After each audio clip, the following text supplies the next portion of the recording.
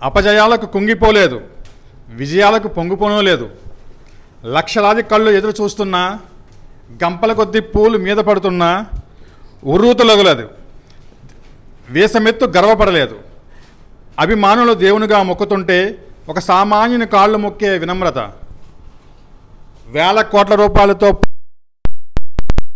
ఎండాకున్న పొగరుతో తృణప్రాయంగా తోసిపుచ్చి లోక కళ్యాణం కోసం ప్రజల పక్షాన నిలబడడం.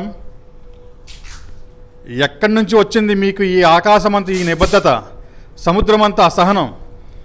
విశ్వంలో చుక్కల్ని లెక్క పెట్టడం ఎంత కష్టమో మిమ్మల్ని అంచనా వేయడం కూడా అంతే కష్టం. ఒక్క మాటలో చెప్పాలంటే మీ గురించి చెప్పడమే బహు కష్టం. ఎందుకంటే ప్రజలంటే మీకు పిచ్చి ప్రేమ, దేశమంటే వల్లమాలని ప్రేమ, విలువలంటే అతి ప్రేమ, కళలంటే అమితమైన ప్రేమ, ధర్మం అంటే నిశ్చలమైన ప్రేమ, కుటుంబం అంటే అనురాగంతో కూడిన ప్రేమ, మిమ్మల్ని వెన్నంటి నడిచేవారంటే ఎనలేని ప్రేమ. ఇన్ని సుగుణాలు ఉన్నా మీ గురించి 4 మాటల్లో చెప్పడం కష్టం కదా. ఎందుకంటే ఎంత తెలుసుకున్నా ఇంకా తెలుసుకోవాల్సింది ఏదో మిగిలే ఉంటుంది కనుక. అయితే ఒక్క విషయం మాత్రం సార్వజనీనం. అదేమిటంటే దేశాన్ని అందరూ ప్రేమిస్తారు, కానీ ఈ దేశం మాత్రం కొందరినే ప్రేమిస్తుంది. ఆ కొందరిలో మీరు ఒకరని, ఆ వారాహిమాత మీకు దీర్ఘాయుష్షు ఆరోగ్యాలు ప్రసాదించాలని, ముక్కోటి దేవతలు మిమ్మల్ని ఆశీర్వదించాలని మనస్ఫూర్తిగా కోరుకుంటూ బెహ్రన్ జనసేన తరపు నుంచి మీకు జన్మదిన శుభాకాంక్షలు తెలియజేస్తున్నామండి.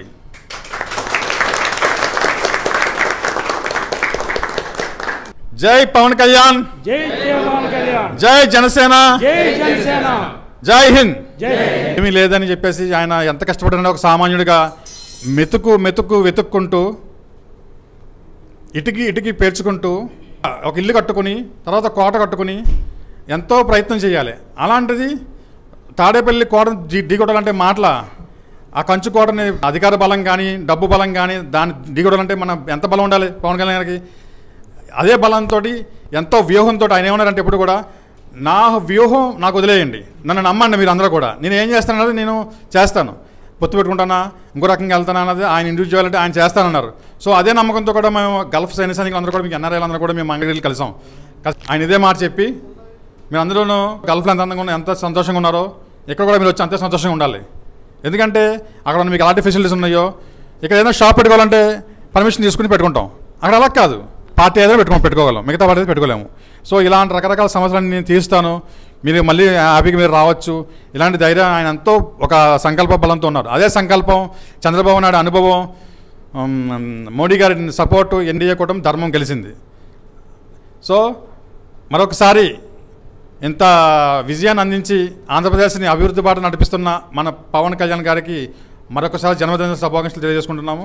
Thank you so much my friends, thank you so much. జై జనసేన.